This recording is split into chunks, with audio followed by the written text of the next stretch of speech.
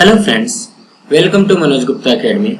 Today we are going to start with algebra, class 10th, chapter 3 arithmetic progression, practice set 3.2 part 2. Part 1 में मैंने इसका basic plus practice set 3.2 का first, second, third, fourth, fifth question solve किए हुए हैं। पहले उसको आप लोग देख लीजिए, उसके बाद में इसको देखिए। डिस्क्रिप्शन बॉक्स में जाएंगे तो आपको पार्ट 1 का लिंक आपको मिल जाएगा। दोस्तों, अभी तक आप लोगों ने इस चैनल को सब्सक्राइब नहीं किया तो please subscribe our channel, like कीजिए और अपने फ्रेंड्स के साथ शेयर कीजिए। तो find how many 3 digit natural numbers are divisible by 5। तो हमको यहाँ पे सबसे पहले क्या दिया गया, 3 डिजिट नेचुरल नंबर दिया गया। तो 3 डिजिट नेचुरल नंबर, जो 3 डिजिट का सबसे छोटा नंबर होता है वो क्या होता है, 100 होता है। और सबसे जो ज़्यादा नंबर होता है, ग्रेटेस्ट नंबर होता है, और सबसे बड़ी नंबर होती है 999 होता है। अब मुझे ये बताओ कि इसमें क्या पूछा है, find how many 3 digit natural number, मतलब हमको n की वैल्यू निकालनी पड़ेगी और डिविजिबल बाय 5 होना चाहिए। तो ये तो डिविजिबल बाय 5 है, 5 से इसमें भाग जाएगा, बट इसमें भाग नहीं जाएगा। तो इसमें स्मॉलेस्ट 5 से भाग जाने वाला कौन सा बनेगा, 995। ये जो 995 बनेगा, ये क्या बनेगा हमारा, टी ऑफ एन बनेगा। क्यों टी ऑफ एन बनेगा, क्योंकि टी ऑफ एन जो होता है वो लास्ट नंबर होता है। ठीक है, तो यहाँ पे लिखो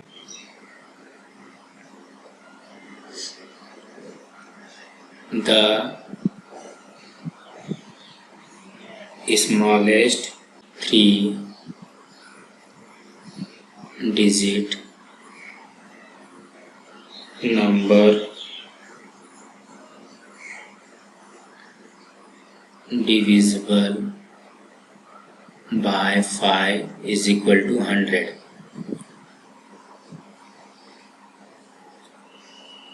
सेकेंड में लिखो द बिगेस्ट 3 डिजिट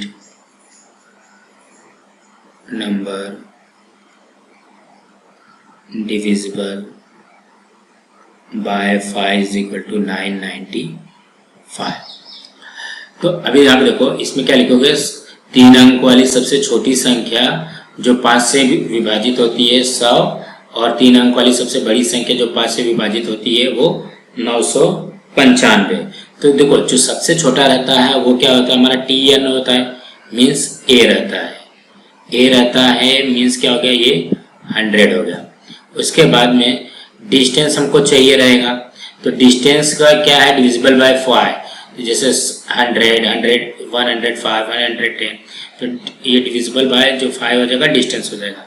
और जो हमको लास्ट नंबर दिया गया है वो क्या है, टी ऑफ एन दिया गया है 995। उसके बाद में हमको क्या निकालना है, हमको नंबर्स निकालने हैं। हाउ मेनी नंबर्स, कितने नंबर्स हैं, तो हमको एन की वैल्यू फाइंड करनी पड़ेगी। तो अब हम लोग फॉर्मूला में पुट करते हैं, T of N is equal to A plus N minus 1 D.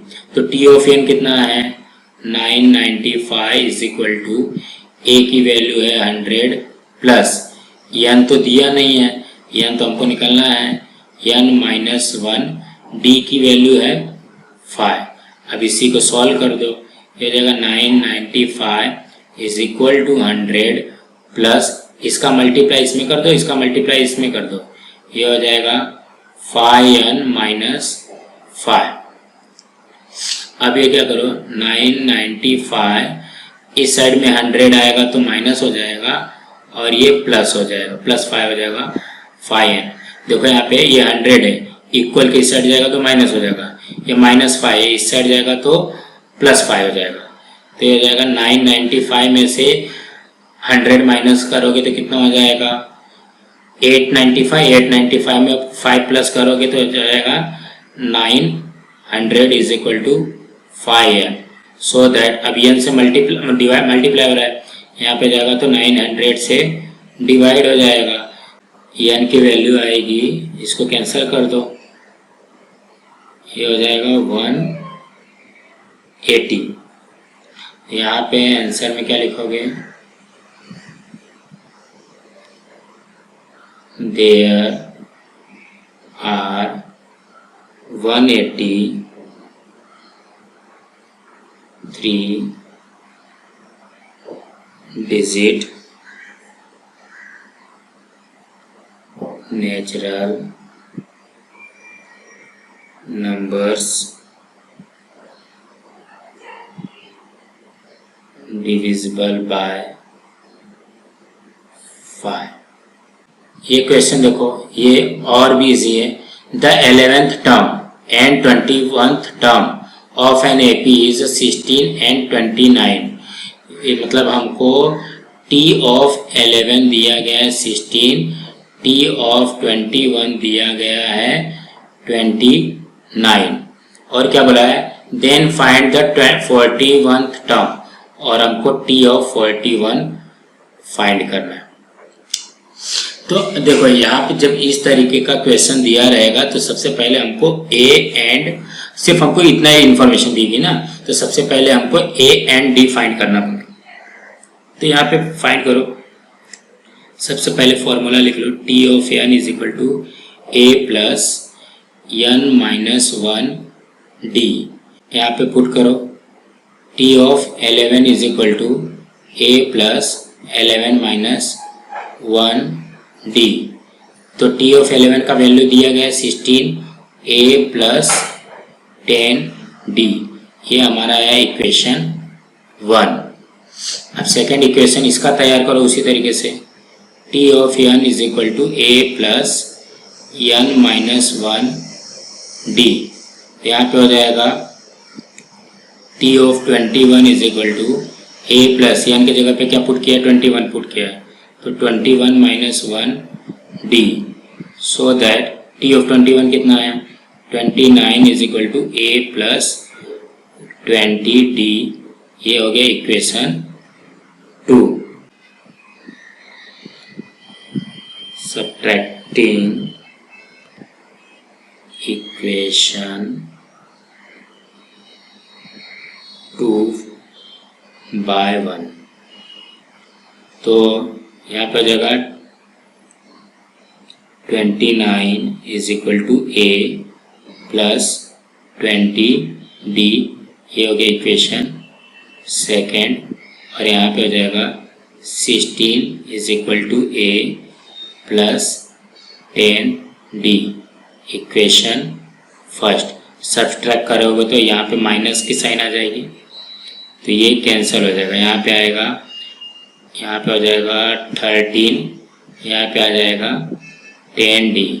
अब यहाँ पे निकाल लो, 13 is equal to 10 D, so that D is equal to 13 upon 10। यहाँ पे इसकी वैल्यू हो गई 1.3।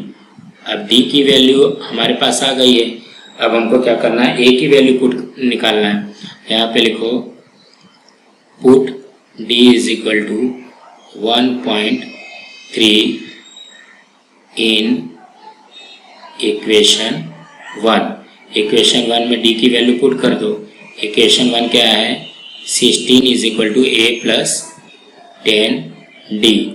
इसमें वैल्यू पुट करोगे तो 16 is equal to A plus 10 into 1.3, so that 16 is equal to A plus 13।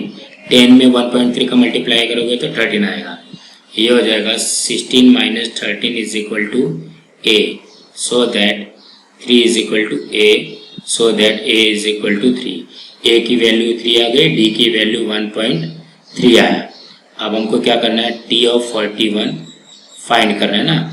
तो यहाँ पे सबसे पहले फॉर्मूला लिख लो, t of N is equal to A plus N minus 1 D.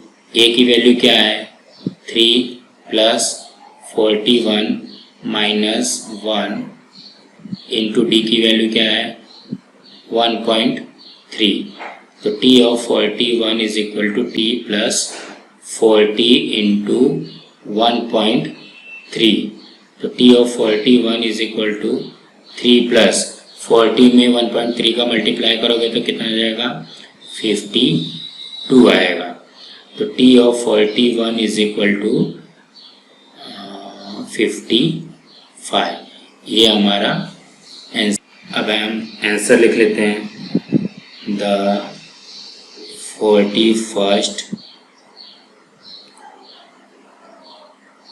term of this AP is 55। सो इसी तरीके से हमको करना था। ये क्वेश्चन में देखिए 11, 8, 5, 2 इन दिस AP, ये AP है। विच टर्म इज नंबर 155, कौन से टर्म में ये 155 होगा। इसका मतलब हमको यहाँ पे T ऑफ 1 दिया हुआ है 11, T2 दिया हुआ है 8, T3 दिया हुआ है 5, T4 दिया हुआ है 2। ठीक है, और हमको फाइंड क्या करना है, और दिया हुआ है T of n is equal to -151 दिया हुआ है, और n की वैल्यू हमको फाइंड करनी है। तो यहाँ पे सबसे पहले a की वैल्यू क्या होती है, T1 इज इक्वल टू 11 हो गया। देन d क्या कैसे निकलेगा, T2 माइनस T1 हो जाएगा 8 माइनस 11 इज इक्वल टू -3। फिर से d is equal to T3 minus T2, d की वैल्यू सॉरी T3 की वैल्यू क्या है 5 माइनस 8, यहाँ पे आ जाएगा -3। देन d की value T4 minus T3, T4 है 2 माइनस 5, 2 माइनस 5 है -3। हमारे पास d की भी वैल्यू आ गई -3 एंड a की वैल्यू है 11। सो हम लोग सबसे पहले फॉर्मूला में पुट करते हैं। फॉर्मूला क्या है हमारे पास, फॉर्मूला है Tn is equal to a plus n minus 1 T of n, यहाँ पे T ऑफ n लिखो, a की वैल्यू लिखो, a की वैल्यू क्या है 11 प्लस n माइनस 1, d की वैल्यू है -3। तो T ऑफ n की भी वैल्यू है हमारे पास, यहाँ पे देखो -151, -151 इज इक्वल टू 11। यहाँ पे इसको पहले प्लस कर लो, यहाँ पे आएगा -3n प्लस 3। तो ब्रैकेट ओपन जब करोगे -151 is equal to 11 -3n plus 3 हो जाएगा। सो दैट यहाँ पे हो जाएगा देखो -151 ये इस साइड जाएगा तो यहाँ पे माइनस होगा, और ये 3 है यहाँ पे जाएगा तो प्लस -3 हो जाएगा इज इक्वल टू -3n। तो -151 और 11 तो ये हो जाएगा -162 और 3 165 is equal to -3n। n की वैल्यू हो जाएगी -165 अपॉन -3, ये कैंसिल हो गया, -3 से कैंसिल हुआ, 3 5 ज़ा 15, 3 5 ज़ा 15, n की वैल्यू आ गई 55। अब हमको क्या पूछा गया है, विच टर्म इज नंबर 151। यहाँ पे लिखो answer the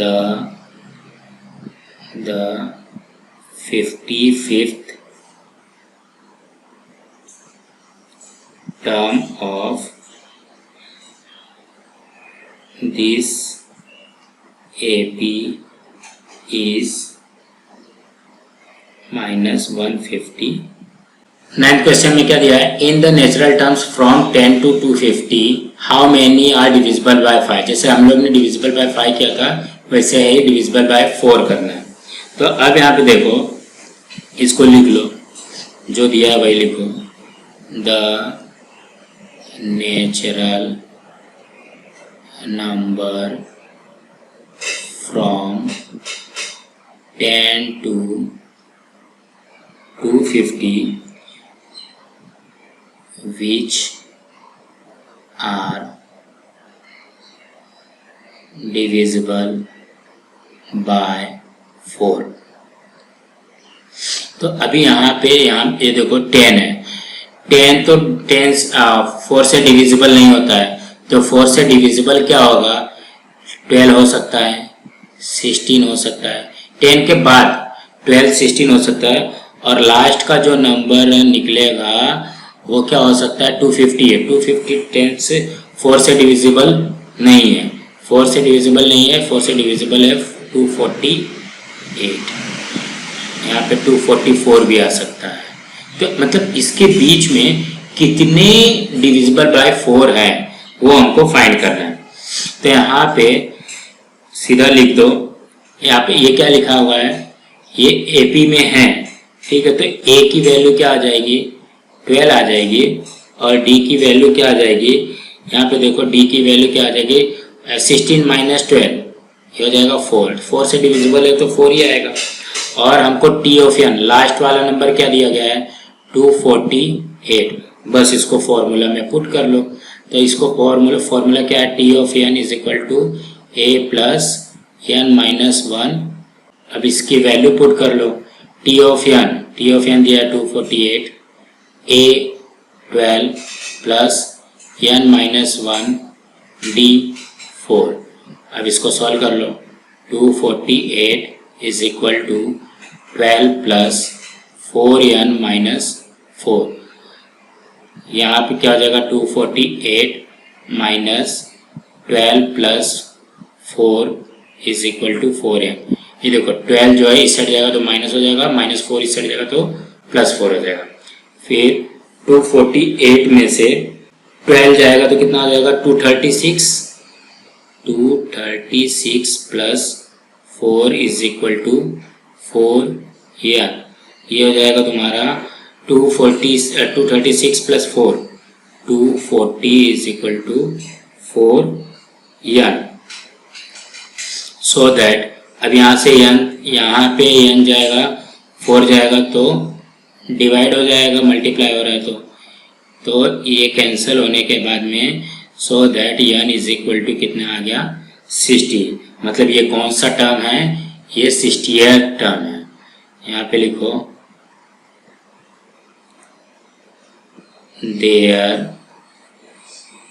are 60 terms divisible by 4. In an AP, 17th term is 7 more than its 10 terms. Condition में क्या दिया है, T of 17 का जो भी डिजिट है वो क्या है, T of 10 से 7 मोर। T of 17 पे जो भी आया है वो क्या होगा, T ऑफ 10 से 7 मोर है, ऐसा हमको दिया हुआ है इसमें। और हमको डिस्टेंस फाइंड करना है, कॉमन डिफरेंस फाइंड करना है। तो अभी देखो यहाँ पे A और D तो हमारे पास सही नहीं है, तो सबसे पहले हम इससे A और D निकलते हैं। तो यहाँ पे अगर T ऑफ 17 है, हाँ, तो T ऑफ 17 पहले निकालो, उसके बाद में T ऑफ 10 निकालो। तो सबसे इसके लिए फॉर्मूला क्या लगेगा, T of n is equal to A plus n minus 1 D, ये फॉर्मूला है। तो यहाँ पे क्या करो, T of 17 is equal to A plus 17 minus 1 D, so that T of 17 is equal to A plus 16D। ये आ गया हमारा इक्वेशन नंबर 2। अब हमको क्या निकालना है, T ऑफ 10 निकालना है। तो T of n is equal to A plus n minus 1 D। तो यहाँ पे T of 10 is equal to A plus 10 minus 1 D, so that T of 10 is equal to A plus 9D। ये हो गया equation number 3। अब हमको इसको solve करना है और हमको D की वैल्यू फाइंड करनी है। तो देखो हमको क्वेश्चन में क्या दिया है, अकॉर्डिंग टू क्वेश्चन में क्या दिया गया है, T of 17 is equal to T of 10 plus 7, इस तरीके से दिया है। तो T ऑफ 17 की वैल्यू क्या है, A plus 16d is equal to T of 10 कितना है, a प्लस 9d प्लस 7। तो यहाँ पे देखो a plus 16d minus a minus 9d is equal to 7, ऐसा मैं लिख सकता हूँ। ये इससे cancel, sorry 16d minus 9d, ये जगह 7d is equal to 7, so that d is equal to 7/7, ये कैंसिल होकर के 1, so that d is equal to 1। ये हमारा आ गया d की वैल्यू। आंसर में लिख लो, the common difference d is equal to 1। So आज हमारा ये प्रैक्टिस सेट 3.2 खत्म हुआ।